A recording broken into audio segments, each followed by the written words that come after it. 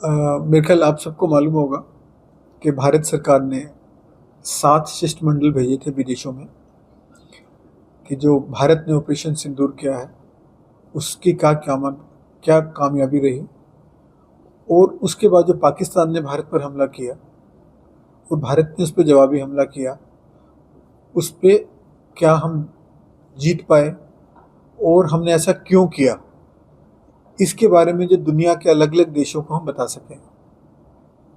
जिस शिष्टमंडल में मैं गया था, हम 5 मेंबर पार्लियामेंट का था वो, और उसमें हम लोग रशिया गए थे, हम लोग स्पेन गए थे, हम लोग स्लोवेनिया गए थे, हम लोग लातविया गए थे, और हम लोग ग्रीस गए थे। इन 5 देशों की हमने यात्रा की और कल हम सब वापस लौटे हैं। तो एक बात जो वहाँ लोगों के दिमाग में थी कि शायद हमने पाकिस्तान पे हमला पहले किया, तो हम ये बात स्पष्ट करने गए थे क्योंकि पाकिस्तान बहुत इस तरीके का दुष्प्रचार कर रहा था कि भारत ने हमला कर दिया, हमारा इंडस रिवर का पानी रोक लिया, हमारे लोग भूखे मर रहे हैं, खेती सफ़र कर रही है। तो इस तरीके का दुष्प्रचार पूरी दुनिया में उन्होंने किया हुआ था।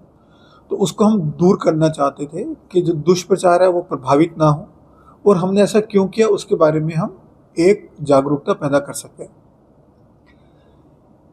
सबसे पहले तो हमने क्यों किया, पहला ये प्रश्न आता है, क्योंकि हम सब लगातार देख रहे हैं कि जो पाकिस्तान है वो लगातार भारत में उग्रवाद फैलाता है। हम पंजाब के हैं, पंजाब में 40 साल पहले उन्होंने पूरा उग्रवाद फैलाया, वहाँ से उग्रवादियों को ट्रेनिंग दे दे के पंजाब में भेजा, और यहाँ तक कि बस से उतार उतार के उन्होंने हिंदुओं को मारा ताकि हिंदू और सिख कम्युनिटी में वैमनस्य पैदा हो सके और आपसी दुश्मनी पैदा हो सके, जो कि नहीं हुई बिल्कुल भी। उसी तर्ज पर उन्होंने 22 अप्रैल को पहलगाम कश्मीर में अपने पाकिस्तान से ट्रेन 4-5 उग्रवादी भेजे, और वहाँ जो यात्री आए हुए थे उनसे पूछ के आपका धर्म क्या है देख के, और उसमें हिंदुओं को अलग अलग करके एक एक को उन्होंने मारा, उनके परिवार के सामने मारा, उनके छोटे बच्चों के सामने मारा। उन्होंने किसी तरीके का कोई दर्द नहीं किया। अब भारत क्या करता, लेकिन भारत ने फिर भी संयम बरता, और 7 मई को उग्रवादियों के ठिकानों पर, जहां उग्रवादी छुपते हैं, जहां ट्रेनिंग लेते हैं, जहां रहते हैं, जहां लोगों को बहकाते हैं, उन 9 ठिकानों पर भारत ने हमला किया और उन ठिकानों को तहस नहस किया। लेकिन इससे पहले भी 15 दिन भारत ने इंतजार की, 15 दिन इंतजार की, पाकिस्तान को संदेशे भेजे, इंटरनेशनल कम्युनिटी के थ्रू संदेशे भेजे, और उन्होंने नहीं सुनी। उन्होंने कोई उग्रवादियों पे एक्शन नहीं लिया, कोई कार्रवाई नहीं की। तो फिर भारत को खुद ये कार्रवाई 7 मई को करनी पड़ी, और ये जो 7 मई को हमने 9 उग्रवादी ठिकानों को नष्ट किया, वो इतना सटीक तरीके से हमला किया कि एक कमरे में जहां उग्रवादी बैठे हैं उन्हीं को नुकसान हुआ, जो दूसरा कमरा था उसमें भी किसी को नुकसान नहीं हुआ। यदि उनके 3 जो बड़े शहर थे जिसमें उग्रवादी शहर के अंदर छुपे हुए थे, वहां भी हमने हमला किया, लेकिन वहां भी उग्रवादी के घर पे ही हमला हुआ, साथ वाले घर पे हमला नहीं हुआ, और हमारा काम पूरा हो गया। लेकिन शाम को, रात को पाकिस्तान ने भारत पे हमला करना शुरू कर दिया। फिर भारत ने भी जवाबी कार्रवाई की और उनके हवाई अड्डों पर और जगह निशाना साधा, लेकिन फिर भी ये ध्यान रखा गया कि वहाँ रहने वाले लोगों को, सिविल पॉपुलेशन को कोई नुकसान ना हो। फिर जब पाकिस्तान ने 10 मई को विनती की कि सीज फायर किया जाए, तो हमने उनकी विनती मान ली। क्यों मानी हमने? क्योंकि हमारा मकसद तो युद्ध था ही नहीं, हमारा मकसद तो सिर्फ उग्रवादियों को खत्म करना था, जो हमने कर दिए थे। 9 ठिकानों पर जो हम करना चाहते थे वो हमने कर दिए थे, और हम युद्ध नहीं चाहते। भारत एक शांति प्रिय देश है। भारत वासुदेव कुटुंबकम में विश्वास रखता है, मतलब पूरे दुनिया एक परिवार है और पूरे दुनिया का भला हो, पूरा दुनिया तरक्की करे। तो हमने उनकी उस विनती को मान के सीज फायर कर दिया। इस सारे प्रकरण में उन्होंने ये दुष्प्रचार किया कि हमने उनकी सिविल पॉपुलेशन को मारा है, उन पे हमले किए, बिल्कुल गलत है। हमने तो मिलिट्री पॉपुलेशन पे भी नहीं हमला किया। और आज भी हम ये चाहते हैं जो पाकिस्तान ये उग्रवाद बंद करे, क्योंकि जो पाकिस्तान जो उग्रवाद है अकेला भारत के साथ ही नहीं करता, बाकी भी जगह करता। यदि हम ध्यान से देखें कि दुनिया में जो भी उग्रवाद के किस्से हुए हैं, चाहे यूएसए में 9/11 हुआ, चाहे यूके में लंदन में बम्बिंग हुई, चाहे फ्रांस में बम्बिंग हुई, चाहे अफगानिस्तान में तालिबान को इन्होंने शायद दी या और जगह उन्होंने ऐसा गलत काम किया, तो हर जगह जो पाकिस्तान की जड़ें नजर आएंगी आपको उग्रवाद में। तो इसलिए ये भारत के लिए तो जरूरी है ही कि उग्रवाद खत्म हो, दुनिया के लिए भी जरूरी है कि दुनिया में उग्रवाद की जड़ें पाकिस्तान से शुरू होती हैं। तो पूरी दुनिया के लिए भी जरूरी है कि वो भी पाकिस्तान के इस उग्रवाद वाले रवैये को खत्म करे, उनकी बर्दाश्त ना करे, और उनके जितने विदेशी मंच है, चाहे वो यूरोपियन काउंसिल का मंच है, चाहे वो यूएन का मंच है, चाहे यूएन सिक्योरिटी काउंसिल का मंच है, जहाँ जहाँ भी मतलब हमने निवेदन किया विदेशी देशों से कि जहाँ जहाँ भी जो मंच है आप भी उस मंच पर पाकिस्तान का विरोध करें, पाकिस्तान के उग्रवाद का विरोध करें, और कोशिश करें उन मंचों के थ्रू पाकिस्तान को समझाने की कि उग्रवाद को छोड़ दे और अपने देश की तरक्की पे लगे, अपने देश की इकॉनमी ठीक करे, उग्रवाद छोड़ दे। तो ये हमने सबसे निवेदन किया। सर, कैसा रिस्पांस मिला? 5 देशों में गए, कैसा लोगों का साथ मिला आपको? देखिए, हम लोग जो इन 5 देशों में गए, जो मैंने पहले बताया, रशिया, ग्रीस, स्पेन, स्लोवेनिया और लातविया, वहाँ हम उन देशों के जो विदेश मंत्री थे या डिप्टी विदेश मंत्री थे उनसे मिले, हम उन देशों के पार्लियामेंटेरियन से मिले, उन देशों के जो स्पीकर रहते हैं हमारी लोकसभा के बराबर, या उन लोगों से मिले, वहाँ के मीडिया से मिले, वहाँ के बुद्धिजीवी वर्ग से मिले, और वहाँ जो हमारे भारतीय समुदाय के लोग रहते हैं उन सब से मिले। तो सबको जब हमने ये बात बताई तो वो हमारी बात से पूरी तरह से सहमत थे, पूरी तरह से, कि जो पाकिस्तान उग्रवाद चला रहा है वो बंद होना चाहिए।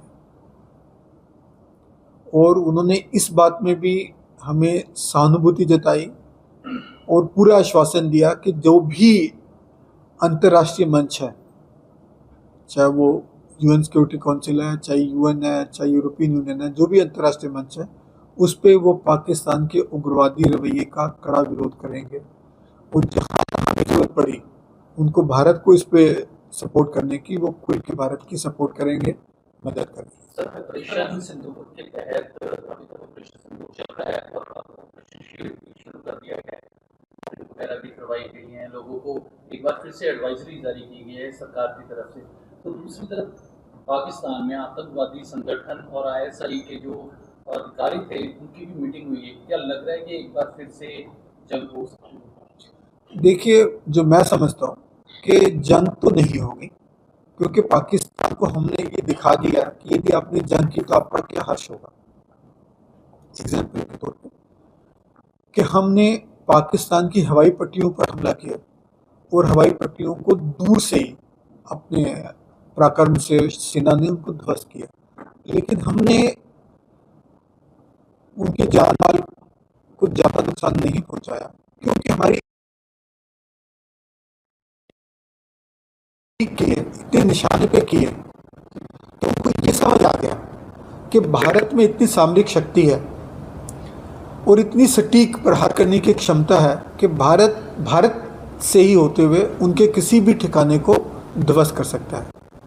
जहाँ वो परमाणु बम बनाते हैं, रिएक्टर हैं उनके, या उनका परमाणु बम की सूरत है, भी हम ध्वस्त कर सकते हैं। तो ये बात उनको समझ आ गई। तो इसलिए पाकिस्तान ऐसा दुस्साहस नहीं करेगा। यदि होता तो 5वें दिन युद्ध विराम की विनती भारत से ना करता। तो ये बात तो समझ आ गई। लेकिन पाकिस्तान ये जो छुटपुट घटनाएं हैं ये हो सकता करता रहे, उसका कारण है एक बहुत बड़ा, वो मैं थोड़ा सा आपको ज़रूर बताना चाहूँगा। देखिए भारत है हमारा, भारत में जो एडमिनिस्ट्रेशन है वो किसके हाथ में है? वो लोकतंत्र द्वारा चुनी गई सरकार के हाथ में है। वही मिलिट्री को कंट्रोल करती है, वही जो एजेंसियाँ होती हैं, स्पाइंग एजेंसीज हैं, उनको कंट्रोल करती है, वही देश में अच्छा धार्मिक सुधरे बनाने का काम करती है। लेकिन पाकिस्तान में ऐसा नहीं है। पाकिस्तान में कहने को तो चुनी हुई सरकार है, लेकिन उससे ज़्यादा शक्तिशाली कौन है?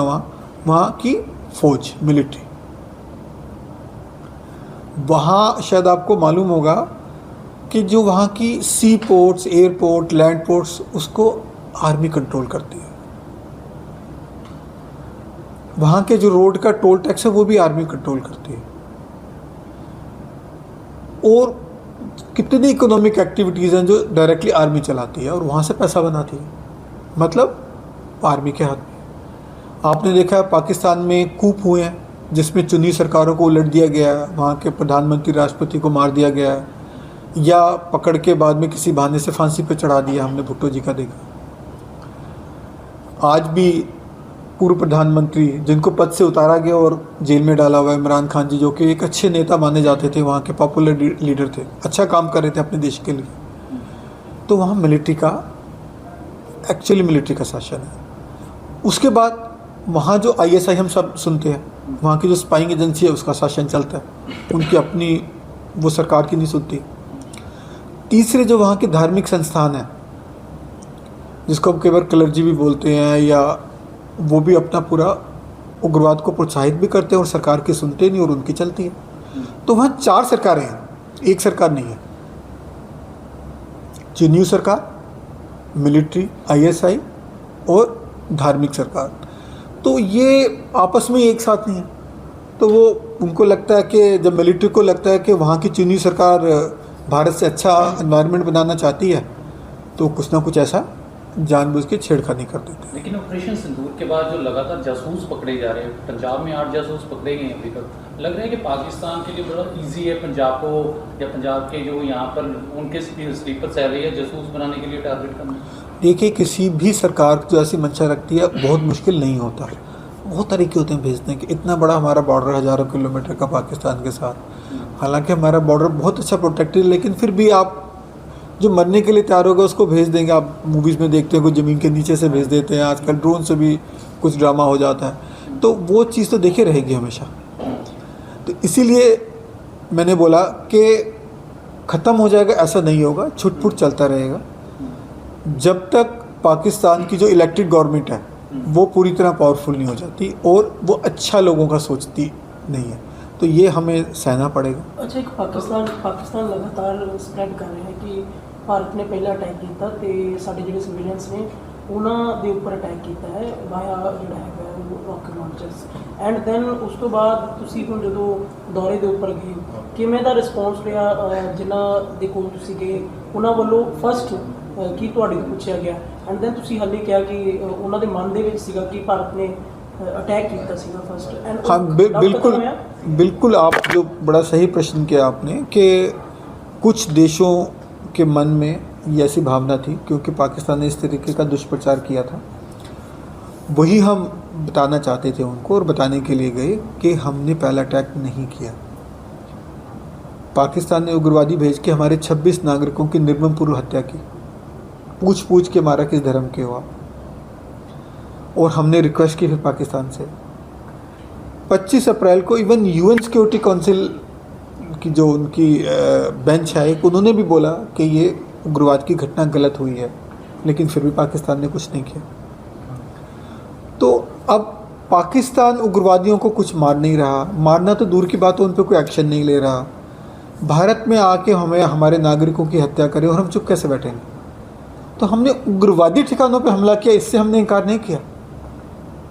सिर्फ उग्रवादी ठिकानों पे और सटीक तौर से प्रहार करके उनको ध्वस्त किया, लेकिन हमने सिविल नागरिकों की तो बिल्कुल कोई जान माल की हानि नहीं की। इवन जो मिलिट्री नागरिक मतलब परिवार थे, जो मिलिट्री परिवार नेचुरली मिलिट्री एरियाज में रहते हैं, उनका भी कोई नुकसान नहीं होने दिया। मोदी जी की इस बात को किस तरह देखते हो? जैसे उन्होंने कहा था टेरर जहाँ होगा वहाँ ट्रेड नहीं होगा, टेरर जहाँ होगा वहाँ पे बातचीत नहीं होगी, सिर्फ और सिर्फ पीओके पे बात होगी। नहीं, पीओके पे देखिए मोदी जी की बिल्कुल ये सही बात है कि terror and trade can't do together, blood and water can't flow together, piece talk and terrorism can't go together. बिल्कुल सही बात है ये।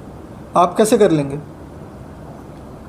कि वो हमारे उग्रवादी भेज के हमारे नागरिकों को मारते रहें और हम उनसे शांति की बातें करें,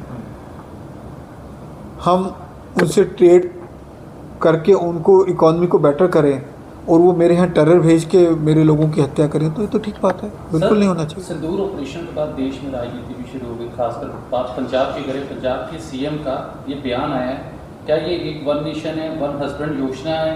ऑपरेशन सिंदूर के तहत सियासीकरण पर सीएम मान ने निशाना साधा है। दूसरी तरफ रवनीत बिट्टू ने कहा है कि हमारी जो माताएं बहनें हैं उनका ये मजाक उड़ा रहे हैं, मतलब इस पर भी राजनीति हुई। अब सीएम के बाद बिट्टू का ये बयान, आप बताएं। देखिए, हमारा मिशन तो जो था, जिस मिशन में मैं हिस्सा बन के गया हूँ भारत सरकार की तरफ से, भारत सरकार की तरफ से, वो तो हमारा मकसद यही था कि जो भारत ने ऑपरेशन सिंदूर लॉन्च किया 7 मई को, वो उग्रवादियों को नष्ट करने के लिए किया और उसमें हम कामयाब हुए हैं। लेकिन हमने वहाँ की सिविल पॉपुलेशन को या मिलिट्री पॉपुलेशन को कोई नुकसान नहीं पहुँचाया। देखिए, ये राजनीति तो हर जगह चलनी होती है, मैं उसके बारे में नहीं कमेंट करना चाहूँगा। लगता नहीं है कि पूरी दुनिया को जो आतंकवाद के खिलाफ जंग छेड़नी चाहिए, चाहे कोई भी कंट्री हो, क्योंकि बीते दिन भी एक कंट्री पर आतंकवाद का जो अटैक हुआ था। देखिए, हमारे जो सुप्रीमो है श्री केजरीवाल साहब, जब मैंने जाना था तो उनसे परमिशन तो लेनी थी, भारत सरकार ने चुना था, तो उनसे मैंने बात की, तो उनका तो एक ही मत था कि हम भारत के साथ हैं, हम देश के साथ हैं। देश पे कोई हमला हो, किसी तरीके से भी हो, सीधे तौर पे हमला हो या छुप छुप के जैसे पाकिस्तान करता है आजकल, वो हमला हो, उस पे हम पूरी इसकी बर्दाश्त करते हैं और उसके लिए भारत सरकार जो भी कार्रवाई करेगी उसके हम साथ खड़े हैं। सर, आपकी लग रहा है कि पाकिस्तान अब बचाव की स्थिति में बलूचिस्तान की तरफ से लगातार हमले हो रहे हैं, उनके जो एरिया है उन्हें वो कवर कर रहे हैं, बलूचिस्तान की खुद ही जो लोग है या वहाँ की सेना है वही पाकिस्तान आर्मी के जवानों को मार भी रही है। देखिए, लग रहा है कि बचाव पाएगा अपना। ये देखिए, मैं दूसरे देश के लिए हमें क्यों कहना, क्योंकि देखो हम लोग तो चाहते हैं सभी का भला हो, लेकिन ये तो पाकिस्तान की हिस्ट्री रही है। आप सबको मालूम है कि 1971 से पहले जो पाकिस्तान, ईस्ट पाकिस्तान जो आजकल बांग्लादेश है, उस पर यही काम करता था, अपने नागरिकों की हत्या करता था, जा के अपने नागरिकों को मारता था, अपने नागरिकों से गलत काम करते थे वो। तभी वो लोग उनके खिलाफ हुए और उन्होंने अलग देश की मांग की और भारत ने उसमें सहयोग किया। हमने उस टाइम भी उनकी ज़मीन पे कब्जा नहीं किया, हमने तो एक देश बना के दे दिया, हम कर सकते थे। 1 लाख उनके सैनिकों ने समर्पण किया था, हमने उनको भी छोड़ दिया।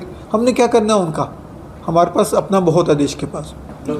अब बलूचिस्तान में भी यही होगा जो हो रहा है, क्योंकि देखिए एक बड़ी बात स्पष्ट है, एक दुनिया की इतिहास बोलता है कि जो दूसरों के लिए कांटे बोता है ना, वो कांटे सबसे पहले उसको चुभते हैं। जो दूसरों के लिए उग्रवाद पैदा करता है ना, वो उग्रवाद सबसे पहले उसको खाता है। जो पाकिस्तान दुनिया में उग्रवाद का बीज बो रहा है अलग अलग जा जाके, अब वही जो उग्रवाद का बीज उसके अपने घर के अंदर उनको खा रहा है। एक जगह नहीं, उनके हर जगह समस्या। जैसे मैंने पहले बोला, 4 तो सरकारें हैं उनकी, और बलूचिस्तान की अलग प्रॉब्लम है और दूसरे बॉर्डर्स पे उनके अलग प्रॉब्लम है, क्योंकि जो दूसरे के लिए करेगा ना तो उन पर आके वो गिरेगा, वो अपने उस वजन से खुद ही दब जाएगा। भारत साथ देगा बलूचिस्तान का। देखिए, भारत सरकार की पॉलिसी है, हम लोग भारत, जितना मुझे समझ आया कि हम भारत हमेशा शांति में विश्वास रखते हैं। हम हमेशा अपनी लाइन बड़ी करने की बात करते हैं, किसी दूसरे की लाइन छोटी करने की बात नहीं करते। हम पॉजिटिव सोचते हैं, पूरे विश्व कल्याण की बात करते हैं और उसी में हम विश्वास रखते हैं। सर, आपके साथ कितने डेलीगेट्स गए थे और कोई चैलेंजिंग सिचुएशन थी लोगों को समझा पाना या बात करने में आपको लगा हो कि कहीं उनकी सोच थोड़ी सी नेगेटिव हो रही है, तो कुछ चैलेंज था आपके लिए? देखिए, हम 5 थे डेलीगेशन में। पहले इसमें भी एक इंटरेस्टिंग बात है, 5 में 4 ओपोजिशन वाले थे और हमारे नेता भी ओपोजिशन वाले थे। बीजेपी से सिर्फ, या रूलिंग अलायंस से सिर्फ एक था। तो ये तो चलो सरकार की एक अच्छी सोच थी ही। और चैलेंजिंग सिचुएशन बिल्कुल आई, क्योंकि कुछ लोगों को, कुछ वहाँ के पार्लियामेंटेरियंस को या सरकारों को ये गलतफहमी थी जो पाकिस्तान ने दुष्प्रचार किया था कि हमने पहले हमला किया, तो वो हम उसको स्पष्ट कर पाए, बता पाए और हमारी उस बात से वो सहमत हुए। तो आपने वर्बली ये सारी चीज़ों को वहाँ पे डिक्टेट किया या फिर कुछ डॉक्यूमेंट्स या कुछ प्रेजेंटेशन टाइप आप लेके गए थे? नहीं, ये वो इस लेवल पे जो हमेशा वर्बल डिस्कशन ही होती है। Okay sir. और क्योंकि वो भी बड़े सीनियर और सीजनड लोग होते हैं और हम भी मेंबर पार्लियामेंट का डेलीगेशन के तौर पे गए हैं, देश को रिप्रेजेंट कर रहे थे, तो ये माना जाता है ना वो गलत बोलेंगे ना हम गलत बोलेंगे, क्योंकि ये देश की क्रेडिबिलिटी का सवाल होता है। तो ये लास्ट पंजाब को लेकर के विरोधी पार्टियां कह रही हैं कि जो नुकसान हुआ है, क्योंकि हर बार जब युद्ध होता है तो पंजाब आगे होकर लड़ता है, कुर्बानी भी देता है और पंजाब पे नुकसान होता है। इसको लेकर केंद्र सरकार के साथ आपकी कोई बातचीत हुई है पंजाब को लेकर? ये मैं इसमें शामिल नहीं। क्योंकि सीएम मान ने और राज्यपाल ने खुद इसके लिए स्पेशल पैकेज भी मांगा है। नहीं, बिल्कुल मांगा है जी, और मैं भी निवेदन करूंगा भारत सरकार से कि हमारे मुख्यमंत्री और हमारे राज्यपाल साहब की इस बात को वो कबूल करें। सर, पंजाब की राजनीति को कैसे देखते हैं, बाई इलेक्शन में ध्यान वो छोड़िए जी, वो अलग बात करेंगे, क्योंकि अभी हम बहुत बड़ी बात कर रहे हैं, बाई इलेक्शन तो हो ही जाएगा। बाकी आप पूछेंगे तो मैं ये बोलूँगा हमारी पार्टी की स्थिति बहुत मजबूत है और हम अच्छे अंतर से जीत के बाहर निकलेंगे। ठीक है।